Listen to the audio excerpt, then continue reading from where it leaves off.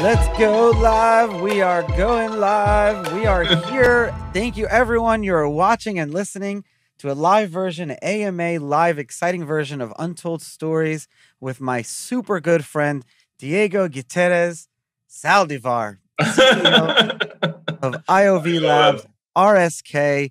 We get to talk about our favorite topic today, and that's building on Bitcoin. Thank you so much for coming today.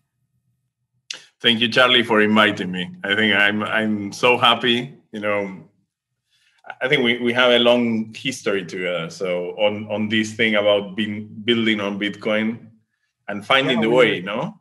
I was just going through some of the older emails and going back to 2013. So you are one of the founders, and I'm not sure if you were president. You were president back then. I used to, yes. Yeah, Argentinian Bitcoin Foundation. And I remember, I think it was 2013, the first ever La BitConf, which was in Argentina. Yes. And it was amazing. I still look at pictures from those. My wife, we were just dating, and it was a first trip that she traveled, went down to Buenos Aires, and we're hanging out in the Faina Hotel, and Eric Voorhees was there. And I remember I remember getting on stage at that conference, and just as soon as I got on stage and I just smiled, everyone just started clapping, and I didn't say anything. There was so much excitement.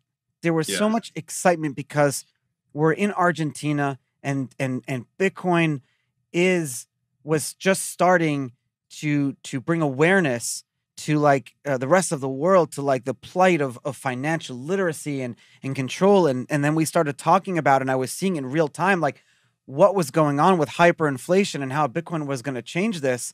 And it was magical. Yeah. And beautiful. It was. I think that conference was magical. If you recall, we had Andreas Antonopoulos, we have Roger there back then.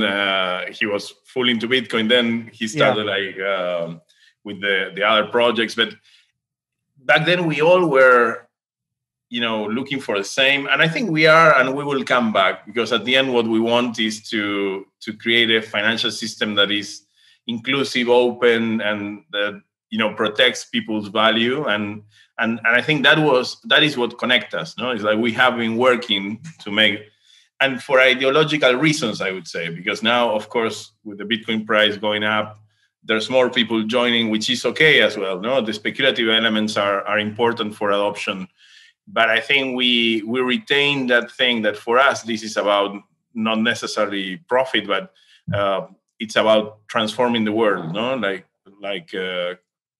creating a financial system that is more fair with people, that it's open, and in my case, that can serve anybody in the world.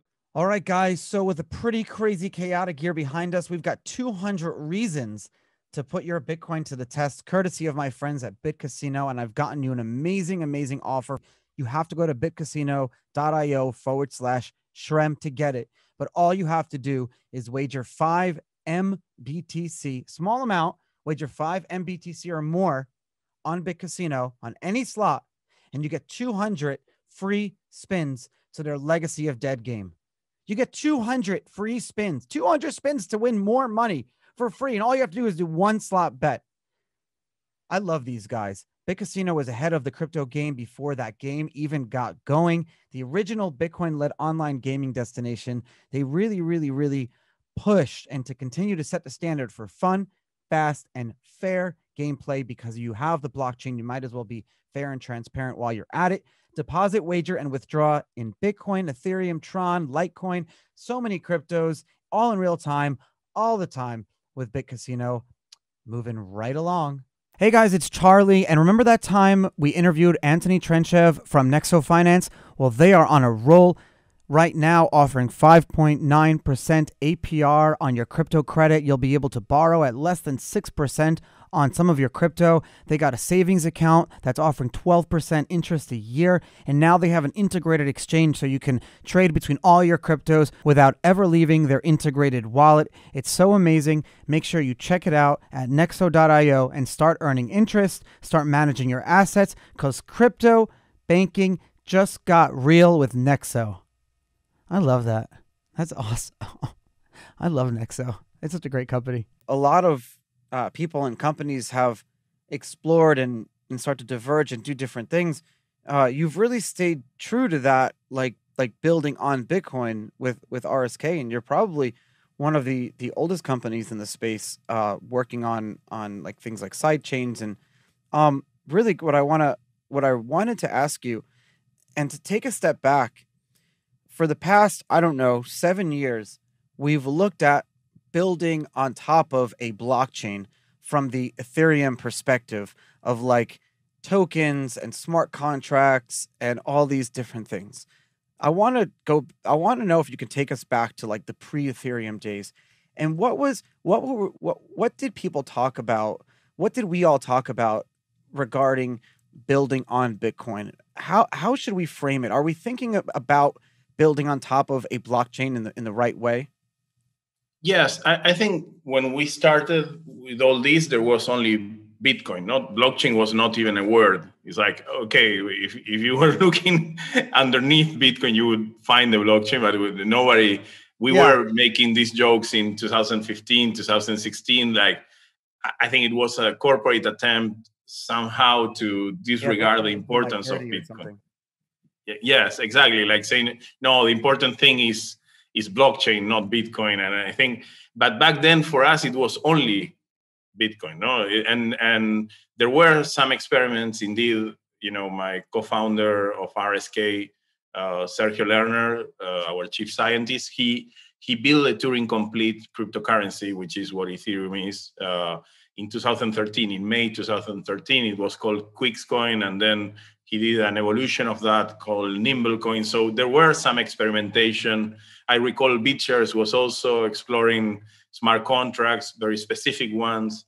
So there were some experimentation, but I think Bitcoin is too many things, and that's why it's so tough to understand. It's like on one side you have Bitcoin, the monetary system, like or the peer-to-peer financial infrastructure, and that's one huge thing by itself. Having a financial system that doesn't rely on central parties, and but on the other side you have Bitcoin as digital gold, as a store of reserve that is neutral, is censorship resistant, is detached from governments, but also has one thing that, because you have gold and you can say that gold also is neutral, and detached from government manipulation. But Bitcoin is accessible for everyone because as long as I have a smartphone, and I think now we are still in the process of bringing smartphones to anyone Yeah. in society. But as long as you have a smartphone, and you can download a wallet, then you can access Bitcoin, and you can access a fraction of a Bitcoin, and that is not possible with gold. So I think when you see both things together, that's why I always speak about the Internet of Value. I think what we are building is a new internet for the store and transfer of value, and so that's the vision that was driving us, like create a new financial system that was for everybody. No, You're talking to me from a country that y- you and your friends are used to your currency just going down in value. It's like something that you have the joke here. It's like there are very few consistencies in life. Death and taxes are the only things that are 100% guaranteed. In Argentina, the other thing that's guaranteed is that tomorrow the cup of coffee is going to be 10% more. And in some years it's worse or better, and some governments and politicians had to change it. But looking at it from like a historical perspective, you guys are more conditioned than Americans are. And now Americans are, and Europeans to a lot of an extent, are going to go through a little bit more inflation than we're comfortable with. And while the media is not talking about it, you can already see it. A lot of people saw it when they came back from Christmas holidays, early January. I remember going into the coffee shop, and the coffee that used to be already expensive at $4 now it costs $4.25. So things are, and so you're already used to it. So when you say about gold, right, you're not talking about some theoretical investment. You're talking about no. actually needing something that you get your paycheck, right? Like so you get your paycheck, what do you do with it? Yes, and yeah, you mentioned one of the things that is like inflation. In Argentina, we had inflation like more than two digits. And when I'm saying more than two digits, I'm talking 25, 30% inflation per year, every year for the last 15 years. So it's like, and sometimes it got to 50%. So things that are unthinkable in the first world, in more developed economies, is like in our case is what we live with. So you know that the local currency is not is not protecting your wealth. So you need to hedge against that. Most people use the US dollar for that, but more and more people is switching to Bitcoin. But also what you have is other things. We had the first bail-ins and we had it in 2001, for example. Every dollar and every peso in the bank, well, the dollars mostly on the bank accounts were frozen at exchange rate of 1-on-1. And when you got out of that force locked, you weren't out at 1-to-4 ratio. So you lost 75% of your value of your money, only because the government decided that your money was not your money anymore. So that's when Bitcoin becomes so relevant, because is the sovereignty that Bitcoin brings is unattainable by anything else. And yeah, so it's all those factors, and forget about Venezuela, for example. It's like, oh yeah, Argentina is bad, but if you go to Venezuela, it's like two more levels of bad. No, it's like exponentially bad in that sense. So like, it's like, you talk to, I talked to some people who still don't believe in the power of cryptocurrency, and they look at something like gold. And I'm going to go back to them and use that analogy, like you said. It's like, okay, I'm in Argentina, and I download an app, and you can't own gold, but they'll say, well, you can. There are apps that you can, but then you're relying on a centralized party, a whether it's a bank or a country, yes, or a company, to like legally bind you to that gold. And then you said if you keep it into an account, it's an Argentinian company or whatever, the government will come in and just. But now that with crypto, with Bitcoin especially, you can download that app and have access to the best global bank account in the whole entire world. And that's what it just started to be. So now we're like building on top of that, because yes, we don't want Bitcoin to change. Like what it is now is what it should always be. But that's not to say that we can't, make it better by building on top of it. But it's been hard to do. It's slow going, yes. largely because you don't want Bitcoin to change too much too fast. So now, like, kind of going back to that, what are you guys at RSK? You're working on a sidechain project. Will we have a day? Will we see a day with like merged mining token on top of Bitcoin that, you call it Diego coin or whatever, that has the security of the Bitcoin blockchain, but I can then have that other coin or token be like, do like my DeFi thing, or, securitize my house, or, the things that everyone wants to do, smart contractual stuff too. Is that a world that we're going towards on Bitcoin? Yeah, I mean, that's a reality today, thanks to RSK. And the as I come from this vision of how, because Bitcoin serves two kind of people in the world. One, we already described, the people who lives in economies that are so unstable, so unreliable, that you have nothing else to go. And even if Bitcoin is volatile and fluctuating and everything, it's much better than anything else you have access to. So that's one side. And then you have the other part of the population who has the ability to store wealth for more than 2-3 years, and they use Bitcoin for a longer term reserve of value, But then you have in between the rest of the world, the ones who cannot, that they need, more stability, but they maybe live day to day, or week to week, or maybe month to month. So as what we want is like, and that's why we started RSK. We wanted to build on Bitcoin because we think for very practical reasons, it's like, is the ultimate store of value. It's digital gold. Is you know the emission rate. You know that there will only be 21 million bitcoins, and we know many have been lost already. So there will be less than that. You know exactly how it works. But also, it's the biggest infrastructure, security infrastructure in the world. Bitcoin is at least like maybe 5 times safer than the following one, that is Ethereum.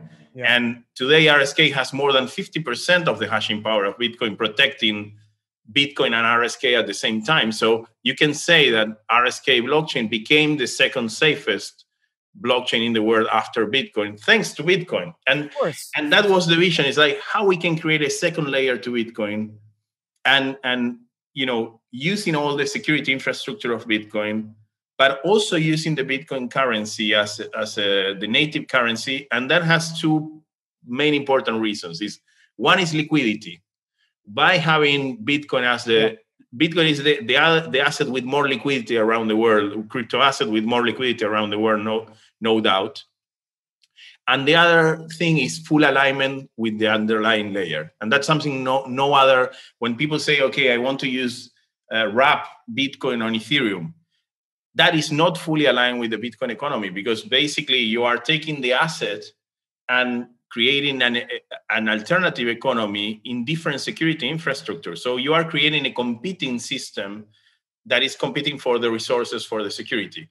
RSK, every transaction on RSK, all the economic activity on RSK is incentivizing the Bitcoin miners, being built around the Bitcoin asset, the store of value of Bitcoin. So the alignment of RSK is full with Bitcoin. So in that way, you have actually a second layer, like a layer that really is contributing to the crypto economy of Bitcoin.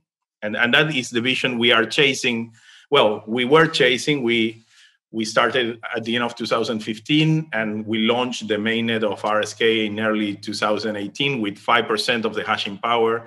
And since then, we reached 80% of the hashing power of Bitcoin. And I would say now it's stable around 55 to 60% all the times. That's a very good way of putting it, because if you look at just the next chain, you look at Ethereum, the tens of thousands of projects that are built on top of it, they're not contributing to the economy of Ethereum directly. Like, and I'll have naysayers and people disagree with me, and that's fine. But I don't know. I agree with you, because when you build a token on top of another blockchain, the way it is now is that all you're doing is burdening that other blockchain. Look at Ethereum right now with all the gas fees, right? So you have all these tokens and all these projects that are just using this chain, and all these miners are like, all these current Ethereum miners are sitting there and having to like do all this work for all these other chains and all these other tokens and projects. And at the end of the day, Ethereum is the one that's getting the bad name because it's slow and all the gas fees and everything like that. You know, Bitcoin have to deal with that. But what you're saying is through merged mining and through the sidechain concept, and I'd like to understand that a little bit further, instead of looking at it as like here, and then it's just like, you know, parasitic, it's constant contribution. Exactly. There's synergies between the 2 systems, because on one side, if you want to do smaller transactions, I like something that Alan Back uses as a word. Like, he talks about layer 2 or secondary sidechains as middle security layers. No, so it's like you have Bitcoin as a high security layer, then you have a middle security layer, and then you have off-chain protocols that, you know, are purely peer-to-peer. It's exchange of signed information between 2 parties, but rely on the underlying blockchain to settle disputes. So it's basically, with those 3 levels is what Lightning is doing on Bitcoin. And in the case of RSK, you have a layer 3 that is Lumino, Reef Lumino payments, that it's also a peer-to-peer protocol. But the interesting thing is, when you go building this, what you are doing is delegating the core responsibilities into different protocols with different risk models. That's why you talk about high security, middle security, and maybe low security, which, when you talk about low security, we are still talking about something that is 1,000 times safer than having third parties handling your money, no? So it's like, when you talk about law that is maybe peer-to-peer, like Lumino, Lightning, those are still like, orders of magnitude safer than traditional systems. But in that way, what you do is like, there's always a trade-off between security, scalability, and functionality. If you want to have more functionality, you are expanding your attack surface. Therefore, you are trading off security. If you want scalability, and that's what people don't understand sometimes, is like, when they say, well, I have a blockchain that can process 10,000 transactions per second. A blockchain that does 400 transactions per second, not 10,000, 400 transactions per second, grows at a rate of 1 terabyte per year. Therefore, in a couple of years, you have a blockchain that only a few like high-end servers can store and validate and process. And that's what's happening with Ethereum today. So decentralization is gone. So security is gone. Side note, really quick, if we had raised the Bitcoin blocks a few years ago, that's what would have happened to Bitcoin. Exactly. And that's why the people was fighting off blockchain size expansion, because the bigger the blocks come, the bigger the data, then you are losing one key element of the ethos of Bitcoin, that is independent validation by anybody with a home computer. And when I can download a Bitcoin node on my computer, and I can validate transactions by myself on my home computer, then I'm being sovereign. I'm not relying on third parties, and that's part of the Bitcoin ethos. And in that sense, that's what we are doing in RSK. We are extending Bitcoin and protecting that ethos. So that's why we say, the system needs to scale also with off-chain protocols. Off-chain protocols are a need, are not a hack to the system, are a need, because you don't want to be putting a coffee transaction on the blockchain. There's no need for that.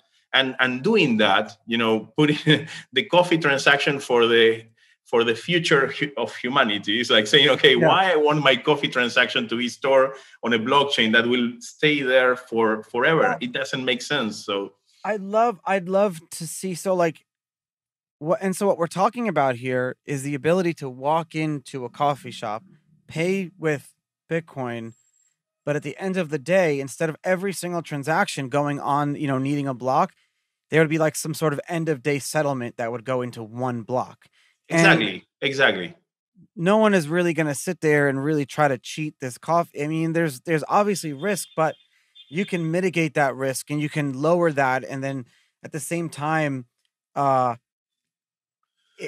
it provides that microtransaction capability that we've all wanted, but at the same time protecting that layer one, which is what we need. It's not what we want. We need to never change that. And when you have a blockchain like a RSK that is a general purpose, you were talking about the Ito coin, no? But you can, I think a more useful thing than the Ito coin would be having stable assets. Then you have a truly peer-to-peer decentralized system that can interact with Bitcoin and stable assets at the same time. And then you have a monetary system that can serve the needs of everybody. I started like talking about this, like, okay, now Bitcoin is Bitcoin, the asset, is for the people who is in highly unstable economies, and for the people who can store wealth for longer periods of time. But suddenly, if we use the same infrastructure and the same underlying asset, then to build stable assets and to build all these financial services on top, then we can serve the whole humanity. And that's already happening. You have protocols like Money on Chain on RSK that created a stable asset, the dollar on chain, backed by Bitcoin, and it's over collateralized. So you know that for every dollar issued on the Money on Chain protocol, you will have $7 in Bitcoin backing that dollar. So it's going back to the gold standard, but instead of gold, you have Bitcoin, and you have a Fort Knox that is fully transparent and ruled by smart contracts, ruled by a network that is, unbreakable. Yeah. And that's when things start to get interesting, because then when you have those stable assets, you can start doing lending. That's what Sovereign, for example, is doing in RSK, margin trading. Then you can have DEXs, you have decentralized exchanges between these assets. So now price discovery is not happening outside the blockchain, it's happening within a purely decentralized system. You don't need oracles. Yeah, you don't need oracles. And that's what people don't see is like, of course, we need oracles. We need price feeders now that tells us what's going on in the outside world. And that's the point of centralization of any protocol in Ethereum. And of course, in RSK, we share that problem in the moment. But when you see these systems evolving, what you are creating is a peer-to-peer monetary system, a peer-to-peer financial system that will live in a fully decentralized environment and will fulfill all the needs of that system within the decentralized network without the need of centralized services. But that's, of course, a process that I think will take maybe 10 years, 20 years to happen. It's a process. We are at the beginning of it. An efficient system. It's interesting that you bring up mining a few times, because almost half of the guests I have on the show that are working on other blockchains or other projects, we get on and we talk about how proof of work is the old way, and whether it's proof of stake or proof of whatever, their new consensus model, whether it's hybrid or takes from whatever. We have great lengthy discussions on it. But I'm still extremely firm in believing that there's no better secure way than proof of work, and it's simply the best. And now that we're on that subject, can you explain like what merge mining is and how that works? So you have miners that are mining on Bitcoin. What are they doing when they're merged mining, and how are they mining on a secondary side chain or in a different layer? Yes, I think, merge mining is, I will explain it. Of course, technically it's not going to be precise, but I will explain it in a way that anybody can understand. But how it works is miners are all the time they are doing work. No, this is this proof of work. No, so they are doing this computational work where they are trying to find a solution to the Bitcoin problem, and once they find the solution, they earn the right to write the next block in Bitcoin, and because of that, they get the Coinbase. That's the issuance, the subsidy, the emission subsidy of Bitcoin. So they get the new minted Bitcoins, and also they get all the transaction fees from Bitcoin. So that's incentive for miners to do that work. But the thing is, like, as getting one block by yourself is very tough and can take a lengthy time, and you need to pay your operations daily. Miners are not acting alone. They are syndicating in what people know as the Bitcoin pools. So basically, they are creating proof of work that are not enough to earn the right to write the next block in Bitcoin, but they still send those proof of work to the Bitcoin mining pools to demonstrate that they are working, because once the block is earned from the pool, from the syndicate, based on that contribution of power, they will get paid. So they will proportionally get paid to the proof of work that they were demonstrating along the process. So what we did is just manage to change the software, the syndication software, so those lower proof of work pieces can be used to secure intermediate blocks in the RSK blockchain. So what you have is, like, in RSK, you have validations every 30 seconds instead of 10 minutes. So you're using lower proof of works to secure those intermediate blocks. Oh my God. And once in a while. That's brilliant. Yeah. Yeah. So you're using the byproduct of Bitcoin mining to secure, like, intermediate blocks. And once in a while, now that we have more than 50-60% of the hashing power, every 20 minutes, you have one block that is mined for Bitcoin and RSK at the same time. Indeed, you can see that on the Bitcoin Explorer. If you look for RSK tag, you will see that there's a lot of, like, more than half of the Bitcoin blocks. That's the coolest thing ever.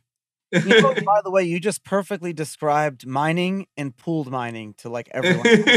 Like, thank you. 30 seconds. You just perfectly explained it. But I want to repeat what you said. You said they earned the right to mint the new block. Yes. Write the new block. That's exactly. And that's important. People don't understand that, because that's a key, element of Bitcoin, is that you earn the right, but if you don't follow the rules, then all the validation nodes run by anybody in the world will reject your block. So that's that's why the Bitcoin security is not only about miners, it's about the network that is validating independently, and all of us can be part of that validation network. And that's part of the, this peer-to-peer ethos that Bitcoin has, and in RSK we have the same model behind us. No, it's like we changed the consensus protocol. Instead of Nakamoto consensus, we have that has 10-minute. I mean, Nakamoto consensus again is maximized for security. So the problem is that if you lower the validation times from 10 minutes to a minute, for example, you start having you start having one thing that is orphan blocks. It's like, two miners find the solution. The closer the time frame, the more and it's hard to follow the longest chain because then too many. But not only that, is as Nakamoto consensus is very harsh. So if you're the second miner finding the solution for the block, you will just earn zero. It's like you are killed off the network. So that when you lower transaction validations is a condition that more collision of multiple miners finding the solution at the same time will happen. So the Dcore Plus consensus protocol that Sergio created basically incentivize not only the miner that finds the solution, but also the other miners that find a valid solution almost at the same time. So you as a miner are incentivized to mine even you are not the full winner of the block. So those are consensus protocols that are needed, and Dcore Plus evolve or improve on the Ghost protocol that Ethereum has, in the sense that all miners, instead of being incentivized by the blocks they create, they are incentivized from previous block and contributes to following blocks. So selfishness has no place there, because your incentive is to contribute to the network, to be mining to the network constantly, more than be speculating with getting one block or the other. So in that sense, RSK also is innovating and being the leader in terms of consensus protocols. Is considered the second consensus protocol in terms of security, after the Nakamoto consensus protocol. There's a very interesting studies there. You and your team and Sergio and everyone have been writing on the Cypherpunk and Bitcoin mailing lists and IRC chat rooms, and you guys have been contributing to Bitcoin Core and to the actual Bitcoin blockchain for almost a decade now, right? Yes, because Sergio started in 2011 with the first security contributions to Bitcoin. So it's thank you for doing that. Thank you for realizing before RSK, even with the NGO, with Bitcoin Foundation Argentina, thank you for bringing it all together and realizing that community was very important, that it's the most important thing always. Your contributions, the financial contribution, you guys and your influence down there and helping your people and your community get access to a more freer and equal world is not being forgotten. And history books will look positively on those who tried to help their brothers and their friends. So thank you for doing that. Thank you, Charlie. For me, it's I think the community paid me back much more than I gave. It's when I feel the same way. I feel the same way. I love it. Have a great weekend. When you go all over Latin America, it's I love it. It's amazing. It's I get chills when I think about that. It's if you go to LaBitConf and that feeling you were describing in LaBitConf is what we get in every LaBitConf since 2013. It's we have been running LaBitConf for 8 years, and it's incredible. It's the feeling. I mean, the feeling you get from the community is it's a brother and sisterhood. No, it's it's not like a really traditional business. Memories and stories and stuff like that. Thank you, my friend, for doing this. I really appreciate it. Have a great weekend and keep on doing what you're doing. And I hope to see you soon in Argentina or anywhere, in Florida. Thank you, Charlie, for allowing me to share about the RSK blockchain. We then get to the layer 3, the RSK infrastructure protocols, the Reef protocols that are also a key part of building a peer-to-peer internet and on top of Bitcoin. But I think in the future we will maybe manage to keep deeper into these everything. Yeah, this vision on building on Bitcoin and how we can create a truly decentralized peer-to-peer society for everybody. So thank you very much.